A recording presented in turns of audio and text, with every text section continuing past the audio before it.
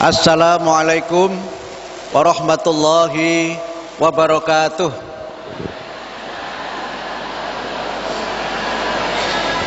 Alhamdulillah alladzi akramana bitauhidi wa dinil Islam. Wassalatu wassalamu ala Muhammadin khairil anam wa ala alihi wa sahbihi wa man tabi'ahum biistiqamati ila yaumil qiyam. Amma ba'd. Wa qala Allah ta'ala fil Qur'anil Karim, a'udzu billahi minasy syaithanir rajim. Kuntum khaira ummatin ukhrijat linnas ta'muruna bil ma'ruf wa tanhauna 'anil munkar wa tu'minuna billah. Walau amana ahlul kitabi lakana khairal lahum minhumul mu'minuna wa aktsaruhumul fasiqun. La yadurrukum illa adza wa yuqatilukum yuwallukumul adbara thumma la yunsarun. Shadaqallahul azim. Yang terhormat Bapak Dr. Haji Sofa Hasani, pimpinan wilayah Muhammadiyah Jawa Barat, Jawa Tengah. Beliau ini senior saya, sekaligus juga orang tua dan guru saya. Karena beliaulah saya yang waktu itu masih di IMM bisa kemudian terus menjadi kader persyarikatan sampai pada akhirnya menjadi Sekretaris Umum Pimpinan Pusat Muhammadiyah.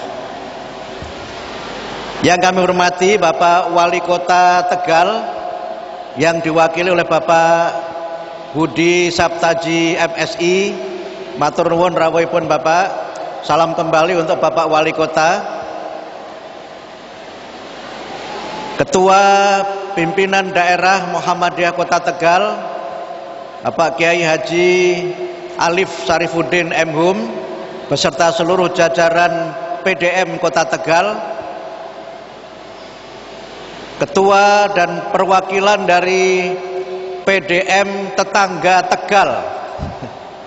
Ada Kabupaten Tegal, tadi saya ketemu dari Pemalang, mungkin ada dari Batang, mungkin kalau saya pinjam dalam bahasa Arab, Kota Tegal waman haulaha, kira-kira begitu, Kota Tegal dan sekitarnya. Para tamu undangan yang hadir pada kesempatan ini, saya lihat hadir dari Kapolres Kota Tegal, dari Kemenak Kota Tegal, juga ada sahabat saya, saudaraku anggota DPRD Jawa Tengah, Pak Goyut, yang hari ini pakai kopiah haji karena sepertinya beliau baru pulang haji atau mau menghajikan warga Tegal, kita nggak tahu. Ibu-ibu Aisyah Kota Tegal yang luar biasa.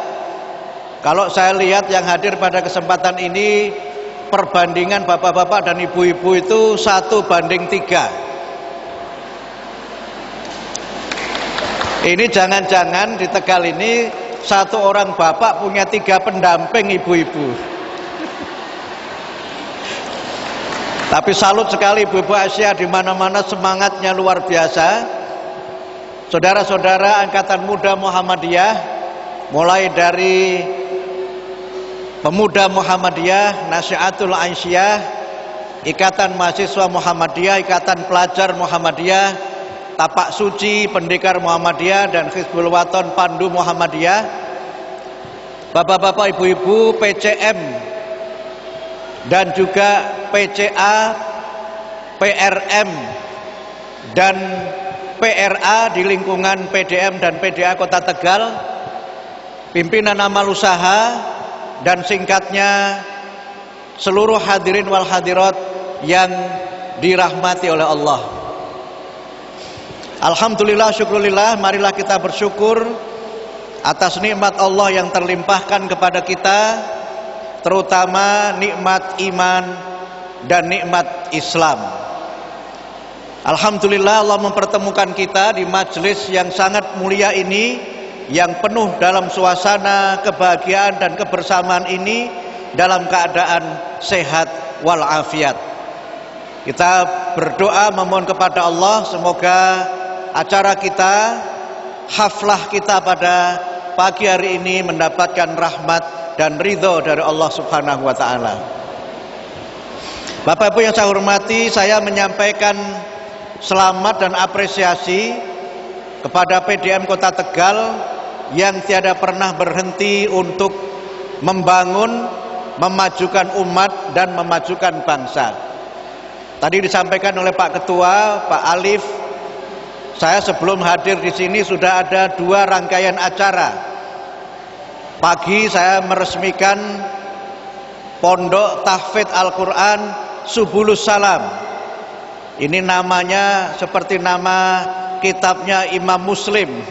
Ini syarah Sahih Muslim Subulus Salam, yang artinya jalan kedamaian, jalan keselamatan, dan jalan surga. Insya Allah kita bersama-sama di surga nanti dengan berbekal hidayah Al-Quran. Setelah itu saya tadi melanjutkan peletakan batu pertama pembangunan sport center. Nama aslinya memang sport centermu, tetapi saya usul sepertinya namanya kok kurang nendang begitu.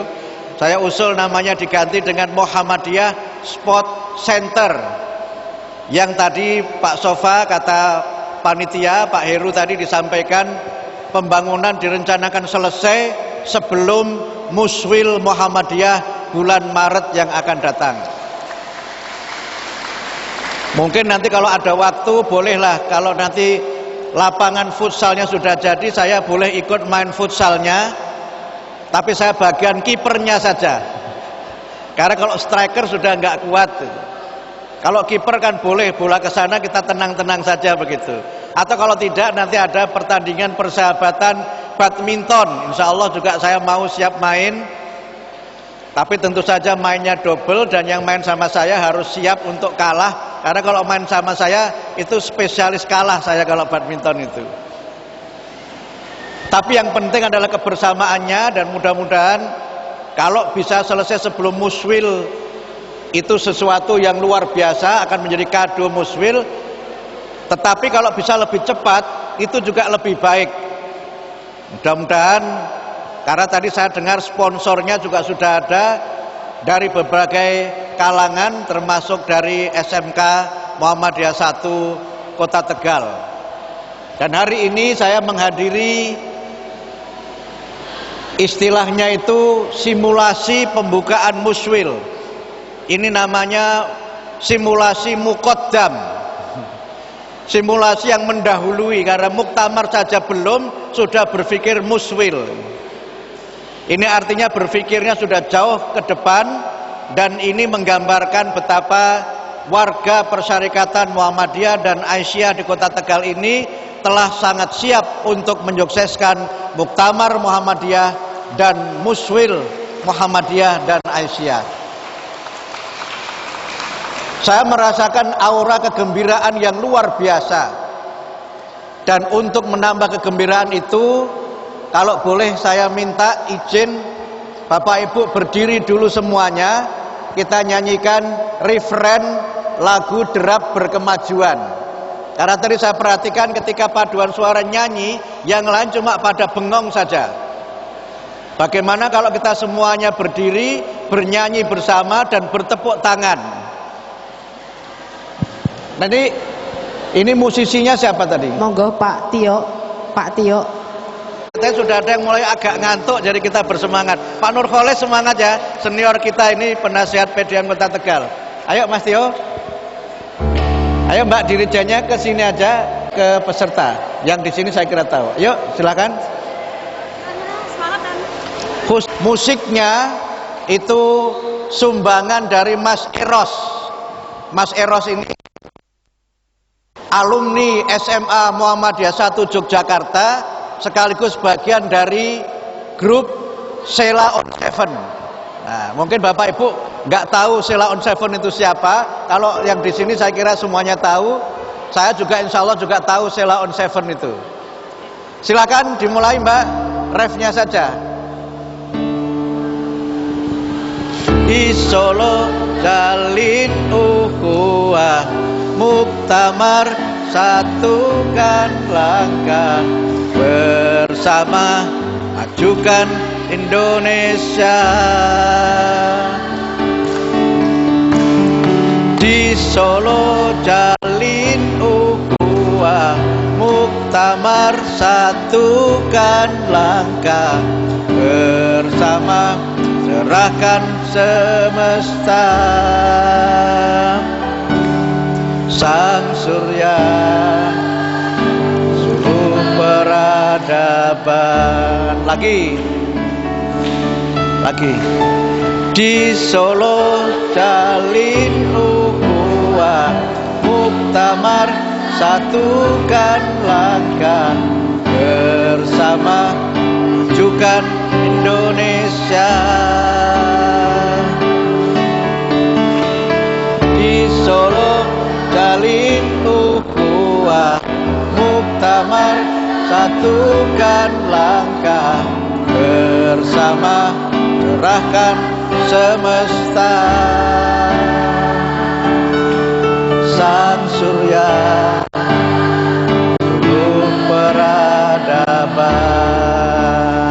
Terima kasih.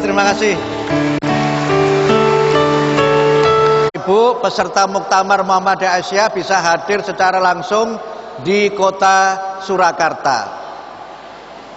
Insya Allah penggembira juga dipersilahkan untuk turut bergembira menghadiri dan menggembirakan muktamar.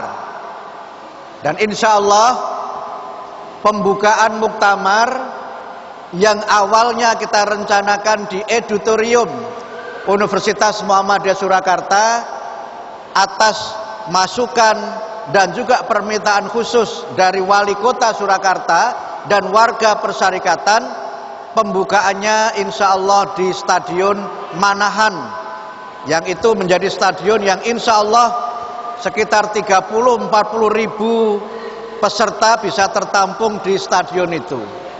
Kita semuanya bergembira karena muktamar itu kan artinya ramai, muktamar itu artinya makmur. Dan oleh karena itu maka kita semuanya bergembira, kita semuanya bersukacita untuk meningkatkan semangat kita, spirit kita di dalam berdakwah, memajukan umat, memajukan Indonesia, dan mencerahkan semesta. Muktamar ini sesuai dengan tema yang tadi sudah menjadi bagian dari lirik lagu Derap Berkemajuan, mengambil tema memajukan Indonesia. Dengan tema ini Muhammadiyah ingin untuk memperkuat peran dan partisipasinya dalam mewujudkan Indonesia sebagai negara yang maju, berdaulat, adil, dan makmur. Muhammadiyah perlu menegaskan ini di dalam muktamar karena kita melihat banyak sekali persoalan kebangsaan dan juga persoalan keumatan di tanah air kita Indonesia yang tercinta ini.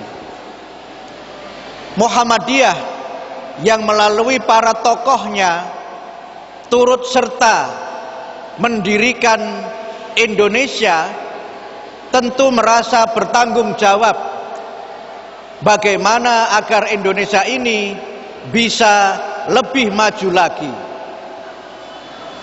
Muhammadiyah melihat ada banyak masalah di negeri ini, mulai dari masalah ekonomi, masalah politik, masalah hukum, dan juga masalah akhlak atau moralitas bangsa. Indonesia kita ini kalau saya boleh mengatakan dengan segala capaian dan prestasi yang diraih, sebenarnya sekarang ini tidak dalam kondisi yang baik-baik saja. Indonesia kita ini secara ekonomi memang kita terus tumbuh, tetapi sesungguhnya kita sekarang akibat dari pandemi COVID-19 kita mengalami ancaman resesi ekonomi. Sekarang sudah ada sekitar 25 negara di dunia yang sudah dinyatakan mengalami resesi, dan mereka bahkan sebagian telah menjadi negara gagal. Indonesia memang tidak sampai mengalami resesi, tetapi kita sekarang mengalami krisis. Di sekitar kita banyak sekali saudara-saudara kita yang kehilangan lapangan pekerjaan. Jumlah orang miskin kita sekarang ini angkanya mencapai di atas 10 juta. Itu angka yang tidak sedikit. Masalah sosial juga luar biasa. Sehingga kalau kemarin kita berusaha untuk bagaimana bisa mengatasi COVID, sekarang ini kita harus berusaha untuk mengatasi masalah pasca COVID. Situasi kita tidak sedang baik-baik saja secara politik. Apalagi sekarang kita menghadapi pemilu akbar 2024, di mana pada tahun itu nanti akan ada pemilihan presiden dan wakil presiden, akan ada pemilihan anggota legislatif, pemilihan gubernur, wakil gubernur, bupati, wakil bupati, wali kota, wakil wali kota. 2024 itu akan menjadi tahun politik yang sekarang ini suasananya sudah mulai terasa. Pilihan presiden belum sama sekali dimulai, calonnya juga belum ada, tetapi di media sosial sudah mulai muncul itu kubu si A, kubu si B, kubu si C, dan sebagainya dan sebagainya. Suasana panas di media sosial itu sudah mulai terjadi, padahal belum apa-apa, karena persiapan pemilu juga belum dilakukan. Bahkan kalau kita baca Undang-Undang Dasar 45, yang berhak untuk mencalonkan pasangan presiden dan wakil presiden itu adalah partai politik, bukan ormas. Tetapi saya mulai banyak mendapatkan WA dari warga Persyarikatan Muhammadiyah, tolong dong Mas Mukti, Muhammadiyah jangan diam saja, Muhammadiyah calonkan si A sebagai calon presiden pilihan warga Muhammadiyah. Ini menurut saya terlalu semangat, dan bersemangatnya sepertinya kurang memahami Undang-Undang Dasar. Karena Muhammadiyah tidak bisa mencalonkan presiden dan wakil presiden. Kewenangan mencalonkan itu ada pada partai politik atau gabungan partai politik. Tetapi suasananya sudah mulai hangat. Yang berikutnya adalah masalah sosial. Kita tahu pandemi COVID-19 itu juga menyisakan masalah sosial, di mana banyak sekarang ini keluarga-keluarga single parent, keluarga yang orang tuanya itu hanya satu. Apakah hanya bapaknya saja, apakah hanya ibunya saja, atau keluarga tanpa ayah dan tanpa ibu.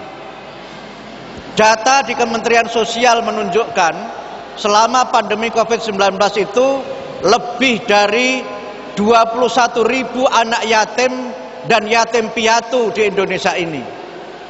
Dan mereka itu sebagiannya adalah anak-anak yang ditinggalkan oleh orang tuanya akibat COVID-19 atau akibat-akibat yang lainnya. Ini masalah sosial yang tidak sederhana. Kemudian ditambah lagi dengan berbagai persoalan hukum yang sekarang ini juga ada di depan mata kita. Kadang-kadang persoalan-persoalan itu menyita perhatian kita, dan kadang-kadang kita larut di dalam polarisasi-polarisasi yang ternyata polarisasi itu sebagiannya merupakan residu atau sisa dari pertarungan politik 2019. Pilpres 2019 sudah selesai, tetapi sepertinya sisa-sisa cebong dan kampret itu masih ada di masyarakat kita. Padahal Pak Prabowo, Pak Sandi, dua-duanya sudah ikut kabinet Pak Jokowi. Bahkan ketua umumnya Pak Goyo juga sudah ikut-ikutan jadi menteri juga. Padahal beliau dulu yang ikut mengusung Pak Prabowo dan Pak Sandi. Jadi kalau para politisinya itu sudah move on, sudah bisa berubah haluan, ini para penggembiranya, para pendukungnya masih stuck on, tidak mau berubah. Saya kira kita harus arif dan bijaksana. Marilah kita utamakan kepentingan bangsa dan negara, kepentingan persatuan umat dan bangsa ini sebagai bagian dari agenda kita bersama-sama. Soal nanti 2024 itu siapa? Memang kalau kami di Muhammadiyah boleh titip aspirasi, kami titip aspirasi kepada para pimpinan partai politik, 2024 jangan sampai calonnya hanya ada 2 pasang saja. Sebab kalau nanti calonnya hanya 2 pasang saja, jangan-jangan nanti ada serial kedua dari cebong dan kampret di 2024. Risikonya terlalu berat. Risikonya sangat tidak positif bagi persatuan bangsa. Kalau saya boleh usul kepada para pimpinan partai politik, diusahakanlah calonnya itu minimal ada 3, syukur malah ada 4 pasang, sehingga nanti kita itu punya pilihan yang lebih banyak dan bisa menentukan siapa yang terbaik untuk memimpin Indonesia yang akan datang. Calon-calonnya sudah ada. Kalau versi partainya Pak Goyut ini ada nama Abdul Mukti juga di situ itu. Saya baca di media itu ada sekitar 10 DPD di Indonesia ini yang mengusulkan Abdul Mukti sebagai salah satu calon presiden gitu. Tetapi saya dengan segala hormat, saya berterima kasih karena saya sadar itu tidak makom saya. Saya sadar saya tidak punya kemampuan untuk itu, maka pilihlah yang lain saja yang lebih siap. Saya istiqomah saja di Muhammadiyah. Saya itu wakil menteri saja saya tolak, apalagi mau jadi presiden, tambah nggak mampu lagi saya itu. Tetapi terima kasih kepada yang sudah mencalonkan saya. Saya ini potongan juga tidak ada, apalagi jahitan, tambah tidak ada lagi. Jadi potongan juga tidak ada, jahitan apalagi. Bahwa yang sudah ada potongan saja, jahitannya belum tentu ada. Nah, karena itu maka Bapak Ibu sekalian, persatuan umat ini harus kita jaga, kerukunan bangsa ini harus kita pelihara dengan sebaik-baiknya. Sekarang ini juga masih ada kan elemen-elemen masyarakat yang berusaha mengadu domba umat dengan istilah-istilah misalnya kadrun. Istilah ini kan dulu tidak ada, kadrun itu. Sekarang diciptakan istilah yang itu sesungguhnya bertentangan dengan ajaran Al-Quran. Al-Quran melarang kita untuk memberikan lakop atau julukan-julukan yang tidak baik kepada orang lain. Jangan kita memberikan predikat-predikat yang menyakiti orang lain. Dan jangan kita merendahkan satu kelompok karena merasa kita yang paling baik. Quran mengingatkan kita, la yaskhor qaumum min qaumin asa ayyakunu khairam minhum wala nisa'um min nisa'in asa ayyakunna khairam minhunna wala talmizu anfusakum wala tanabazu bil alqab. Jadi jangan sampai sekelompok laki-laki itu merendahkan sekelompok laki-laki yang lain, karena bisa jadi kelompok yang direndahkan itu lebih baik daripada kelompok yang merendahkan. Jangan sampai satu kelompok perempuan itu merendahkan kelompok perempuan yang lain, karena bisa jadi kelompok perempuan yang direndahkan itu lebih baik daripada kelompok perempuan yang merendahkan. Tapi ingat 2 pesan Al-Quran yang berikutnya, wala talmizu anfusakum. Jangan kamu mencela diri kamu sendiri.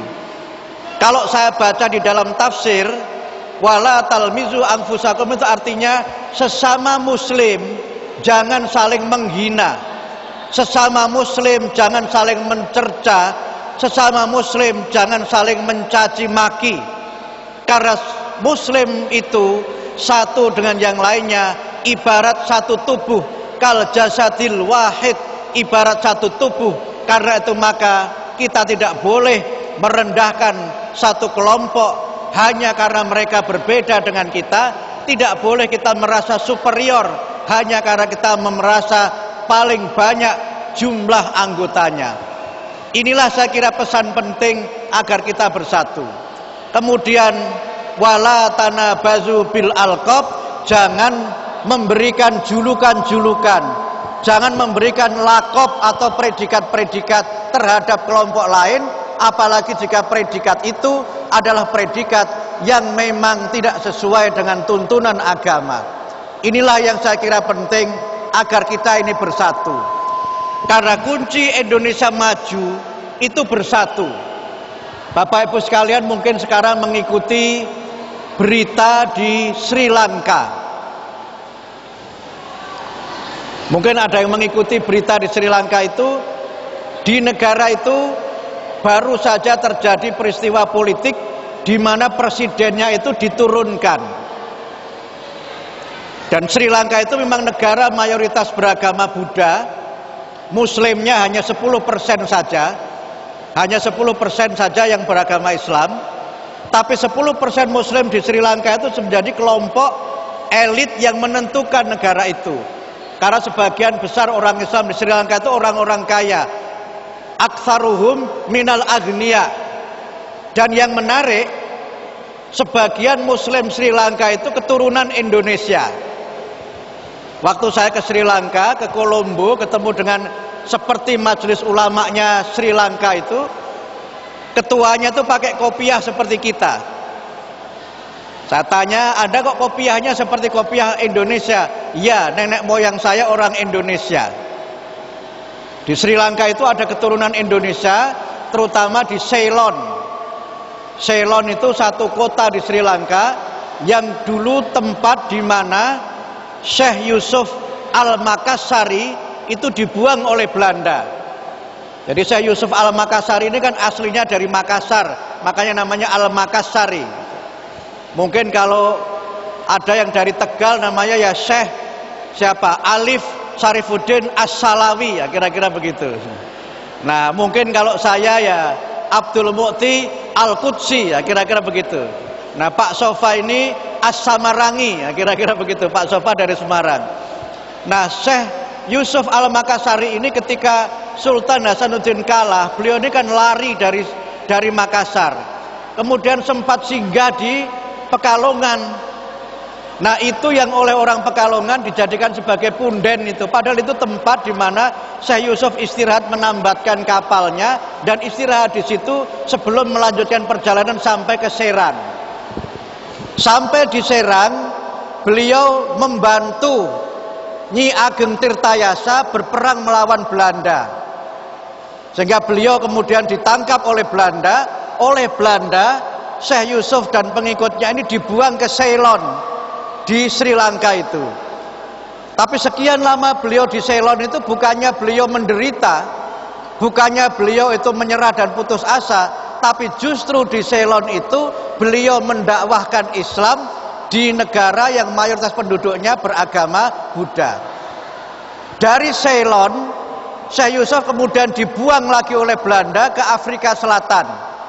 Sehingga di Afrika Selatan itu ada kota namanya Cape Town. Nah, kota Cape Town itu ada kota lagi, ada kampung namanya Kampung Makassar, yang dalam bahasa Afrikanya namanya Makassar Cape. Disitulah Syekh Yusuf itu kemudian juga mengembangkan Islam sampai beliau meninggal dunia.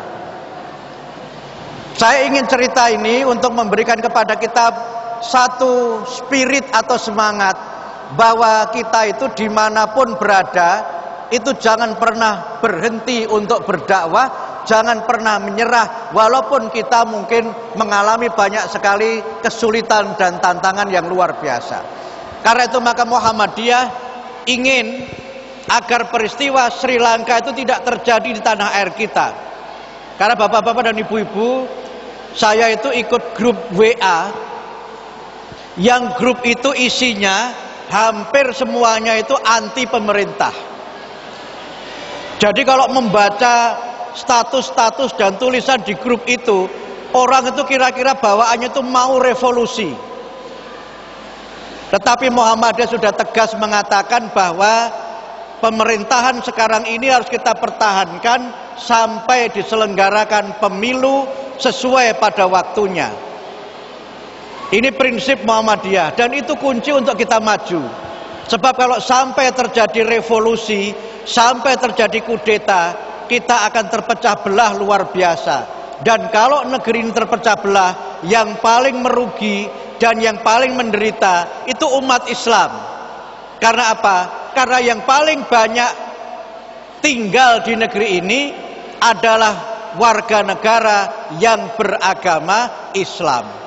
Inilah yang saya kira penting, sehingga Muhammadiyah itu ingin memajukan Indonesia, karena Muhammadiyah sudah menyatakan negara Pancasila ini sebagai Darul Ahdi Wasyahadah, sebagai negara kesepakatan dan negara di mana Muhammadiyah tidak hanya berperan serta, tapi harus tampil di depan untuk memberikan yang terbaik bagi bangsa dan negara Indonesia itu. Sehingga Muhammadiyah tidak pernah berhenti berijtihad, tidak pernah berhenti untuk membangun, terutama melalui 3 bidang utama, yaitu pendidikan, kesehatan, dan sekarang kita perkuat dalam bidang ekonomi. Alhamdulillah Muhammadiyah senantiasa mencerahkan bangsa. Melalui pendidikan, Muhammadiyah mengajak bangsa ini untuk menjadi bangsa yang maju. Kalau dilihat secara statistik, Bapak Ibu sekalian, lembaga-lembaga pendidikan non pemerintah yang paling banyak itu adalah lembaga pendidikan yang dikelola oleh Muhammadiyah dan Aisyah. Kalau kita lihat jumlah muridnya dan jumlah mahasiswanya, murid yang paling banyak sekitar 10% mahasiswa Indonesia, 10% mahasiswa Indonesia itu belajar di perguruan tinggi Muhammadiyah dan Aisyah. Rumah sakit kita juga luar biasa. Kita punya sekitar 118 rumah sakit dan lebih dari 300 klinik, sehingga total kita memiliki rumah sakit, klinik, balai pengobatan itu lebih dari 500. Dan ini yang selama pandemi COVID-19 menjadi bagian penting bagaimana Indonesia mampu mengatasi pandemi COVID-19 dan mendapat banyak apresiasi dari berbagai belahan dunia. Indonesia termasuk negara yang berhasil mengatasi pandemi, dan di antara kelompok masyarakat yang mendukung keberhasilan itu adalah umat Islam, umat beragama, wabil khusus warga persyarikatan Muhammadiyah dan Aisyah. Tetapi Muhammadiyah tidak berhenti di situ. Muhammadiyah ingin berbuat lebih banyak lagi. Muhammadiyah ingin berbuat yang terbaik bagi negeri ini, karena Muhammadiyah telah menegaskan bahwa Indonesia ini adalah Darus Syahadah, dan Muhammadiyah menegaskan itu sebagai umat yang terbaik, ummatan wasato. Wa kadzalika ja'alnakum ummatan wasato litakunu syuhada'a 'alan nas. Dan demikianlah Allah telah menjadikan kamu sebagai umat yang terbaik, agar kamu bisa menjadi saksi, menjadi contoh, menjadi teladan, menjadi model bagi umat manusia. Karena itu Buya Profesor Yunahar Ilyas pernah menjelaskan makna dari Muhammadiyah sebagai syuhada 'alan nas dengan penjelasan, kalau orang ingin melihat sekolah-sekolah, lembaga pendidikan yang berkualitas, maka contohnya adalah Muhammadiyah. Kalau orang ingin melihat rumah sakit yang berkualitas, maka contohnya adalah Muhammadiyah. Kalau orang ingin melihat bagaimana berorganisasi yang tertib, bagaimana berorganisasi yang tertata dengan rapi, maka contohnya, uswahnya adalah Muhammadiyah. Inilah makna dari kita menjadi syuhada'a 'alan nas, dan inilah yang senantiasa kita upayakan dalam peran-peran keumatan dan peran kebangsaan. Kemudian yang kedua, frasanya berbunyi mencerahkan semesta.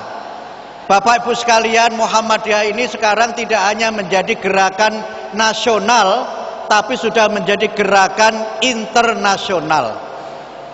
Sekarang ini sudah ada 28 cabang istimewa Muhammadiyah di 28 negara. Sekarang ini sudah ada 4 cabang istimewa Muhammadiyah yang berbadan hukum negara di mana cabang itu berdiri. 4 dari cabang itu, yang pertama adalah Australia. Ini sudah mendapatkan badan hukum Australia. Kemudian agak ke atas Jepang. Jepang juga sudah mendapatkan badan hukum dari pemerintah Jepang. Kemudian agak ke atas sedikit Amerika Serikat, juga sudah ada Muhammadiyah Amerika Serikat yang berbadan hukum Amerika. Dan yang baru saja adalah Muhammadiyah Jerman, itu juga sudah berbadan hukum Jerman. Yang lainnya masih cabang istimewa. Muhammadiyah sudah mendirikan sekolah dasar di Melton, negara bagian Victoria, Australia. Kita buka tahun ini, syaratnya sebenarnya cukup 20 murid saja. Ternyata begitu dibuka, alhamdulillah sudah dapat 2 rombel, sudah dapat 2 rombongan kelas, yang mereka ada sekitar 38 siswa yang belajar di SD Muhammadiyah atau Muhammadiyah Australia College di Melton, Australia. Karena itu kalau nanti bapak-bapak mau studi banding, saya kira SD di Tegal bisa studi banding ke Australia. Nabungnya mulai sekarang. Kalau studi banding ke Jogja sudah biasa, studi banding ke Surabaya sudah biasa. Kalau studi banding ke Australia, saya kira akan banyak peminatnya. Nanti kita melihat sekolah kita di sana dan melihat kebun milik Muhammadiyah. Kita punya tanah 10 hektar di Warrenare, Melbourne Utara, yang di situ ada ladang pertanian, di situ ada pohon tin dan pohon zaitun. Jadi kalau selama ini kita hanya membayangkan watini wa zaitun itu di dalam surat At-Tin, kalau nanti ke kebunnya Muhammadiyah nanti akan bisa memetik buah tin dan buah zaitun langsung di sana. Nabungnya dari sekarang, insya Allah tidak mahal, insya Allah 20 juta cukup pulang pergi. Nah, nanti tidurnya itu bisa tidur karena di tanah kita itu juga ada tempat untuk peristirahatannya. Sudah ada TK Aisyah di Kuala Lumpur, sudah ada TK Aisyah di Kairo, Mesir. Bahkan sudah meluluskan 4 kali TK Aisyah di Kairo itu. Dan baru saja kita membuka Universitas Muhammadiyah di Malaysia. Universitas Muhammadiyah Malaysia sudah buka, ada 5 prodi untuk gelar S2 dan gelar S3. Muhammadiyah ingin berperan lebih besar di tingkat dunia, dan oleh karena itu maka muktamar nanti menjadi momentum untuk bagaimana kita menjadikan Muhammadiyah ini sebagai international modernist movement atau gerakan modern yang berskala internasional. Alhamdulillah bekal untuk itu sudah ada. Karena dari tahun 2011 Muhammadiyah sudah menjadi anggota ECOSOC. Itu organisasi sosial ekonomi Perserikatan Bangsa-Bangsa. Jadi Muhammadiyah sudah terdaftar di PBB. Dan insya Allah Muhammadiyah dan NU diusulkan untuk nanti mendapatkan hadiah Nobel. 2 tahun yang lalu memang belum berhasil. Mudah-mudahan tahun ini bisa berhasil. Dan yang sangat penting adalah peran dari PKU. Karena insya Allah MDMC kita, Muhammadiyah Disaster Management Center kita, sekarang sedang menunggu keputusan dari WHO untuk kita ini memiliki layanan yang diakui dan menjadi bagian dari jaringan WHO sebagai gerakan kesehatan dunia. Jadi nanti kalau relawan-relawan MDMC itu ada pelayanan kemanusiaan, itu boleh pakai badge-nya WHO sehingga bisa masuk ke berbagai negara. standar pelayanan kesehatan kita ini sedang diverifikasi WHO, yang mudah-mudahan kalau itu terpenuhi maka kita akan diakui sebagai lembaga penanggulangan bencana yang juga tingkat dunia. Oleh karena itulah maka Bapak Ibu sekalian, mengakhiri ceramah saya ini, saya ingin menyampaikan 3 pesan terkait dengan muktamar. Yang pertama, menyambung yang disampaikan oleh Bapak Budi tadi, juga oleh Pak Sofa tadi, juga oleh Pak Ketua PDM, bahwa muktamar kita ini memang kita selenggarakan secara tatap muka langsung, tetapi COVID belum usai. COVID memang sudah melandai, tetapi belum usai. Karena itu jangan abai. COVID sudah melandai, tapi belum usai. Karena itu maka jangan abai. Sehingga nanti tetap kami upayakan dan kami instruksikan supaya protokol kesehatan tetap harus dipenuhi selama di acara muktamar, terutama untuk peserta yang memang nanti berada di dalam gedung auditorium, dan itu memang bagian dari kami berusaha menjaga protokol. Yang kedua, kami ingin mengajak Bapak Ibu sekalian untuk nanti muktamar itu menjadi muktamar yang bersih. Muktamar yang bersih ini maknanya ada 2. Yang pertama, kita jadikan muktamar kita ini muktamar tanpa sampah. Bisa Bapak-Bapak, Ibu-Ibu? Muktamar tanpa sampah, zero waste muktamar. Sehingga nanti tidak ada lagi misalnya setelah acara sidang-sidang makanan yang bungkusnya terbuang di mana-mana, minuman yang itu berserakan di mana-mana. Kita masuk ruangan dalam keadaan bersih, keluar ruangan dalam keadaan bersih, dan saya yakin Muhammadiyah dan Aisyah beserta warganya bisa memberikan contoh bagaimana bermuktamar tanpa sampah. Bisa Bapak-Bapak, Ibu-Ibu? Saya yakin itu bisa. Yang kedua, kita jadikan muktamar itu muktamar yang bersih dari intrik-intrik, apalagi sampai ada money politik.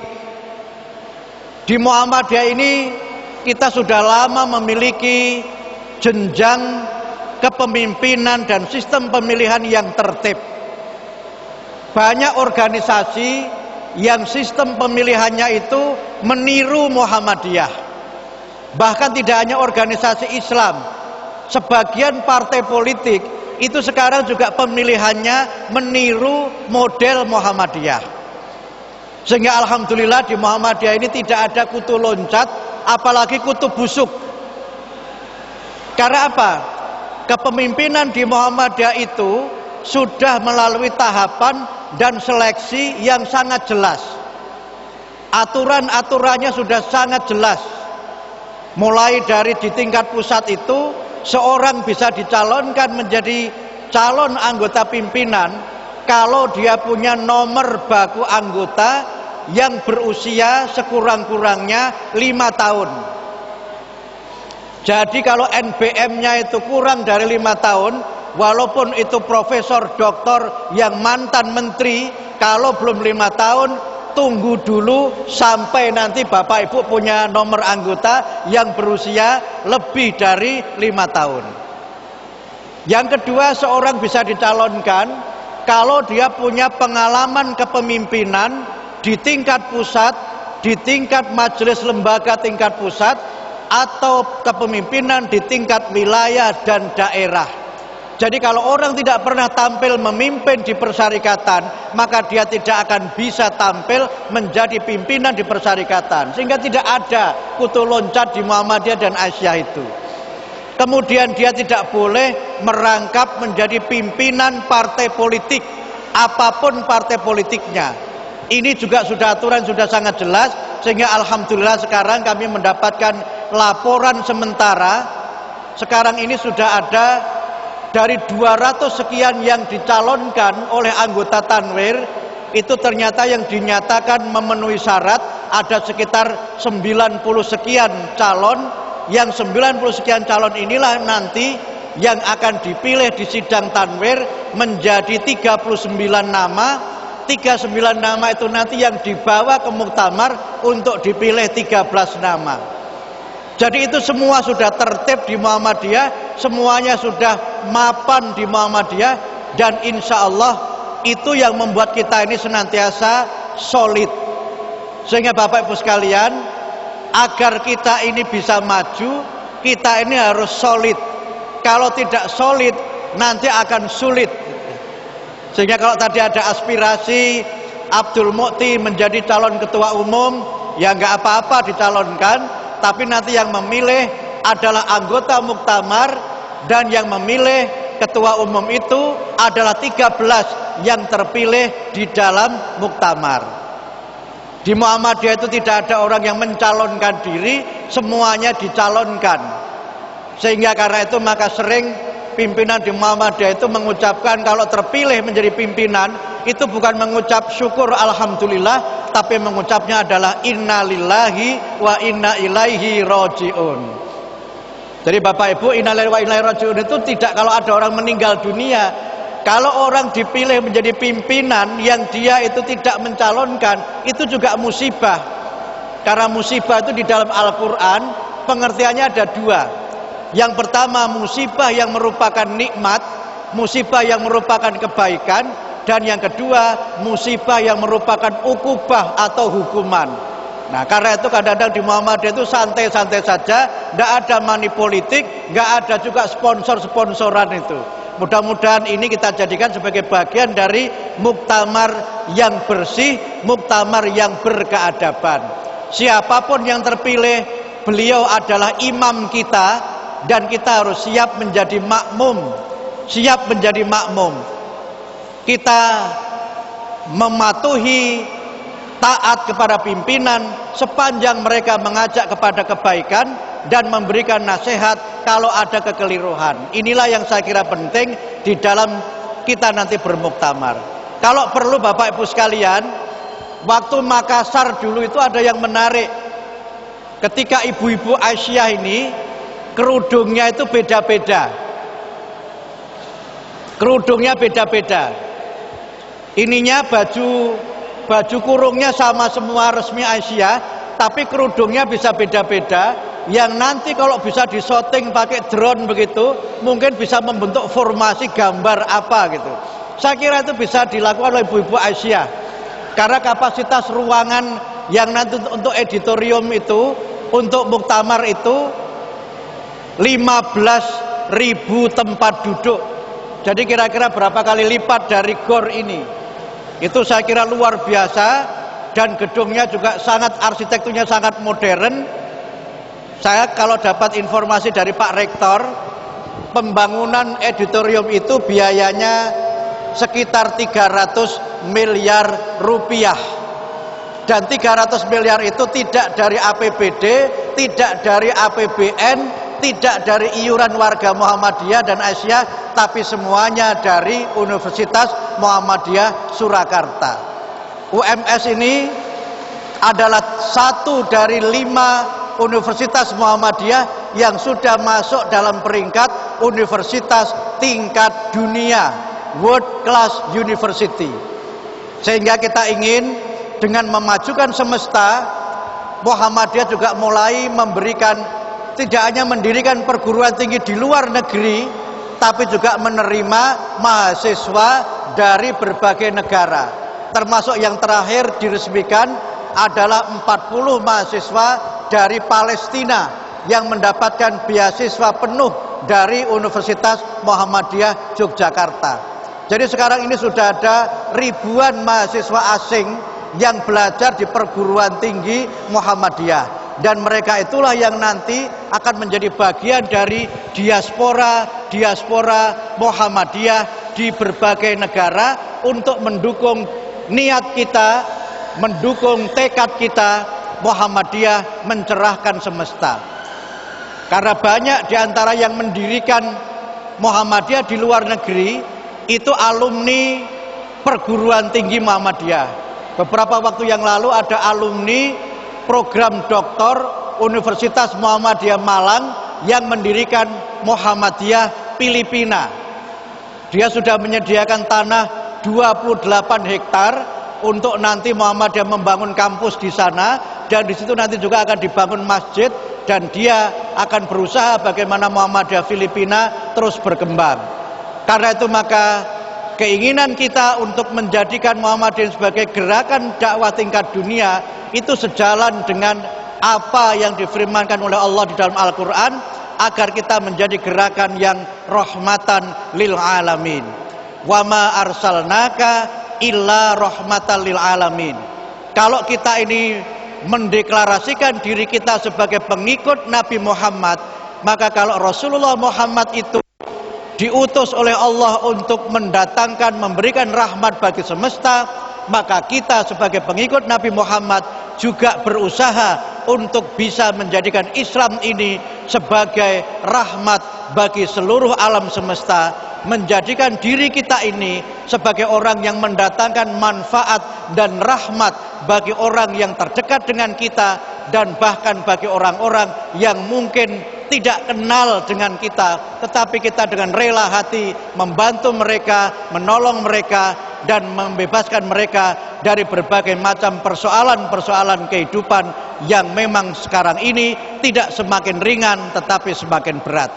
Saya kira demikian yang saya sampaikan. Mudah-mudahan nanti Muswil di Kota Tegal ini berlangsung secara sukses, berlangsung dengan tertib, dan kalau muktamarnya adalah muktamar yang berkemajuan, muktamar yang berkeadaban, mudah-mudahan nanti muswilnya juga muswil yang berkemajuan dan muswil yang berkeadaban. Saya kira demikian yang dapat kami sampaikan. Mohon maaf jika ada kekurangan, kekhilafan, dan tutur kata yang tidak berkenan. Nasrum minallah wa fathum qarib wa basyiril mu'minin. Wassalamualaikum warahmatullahi wabarakatuh.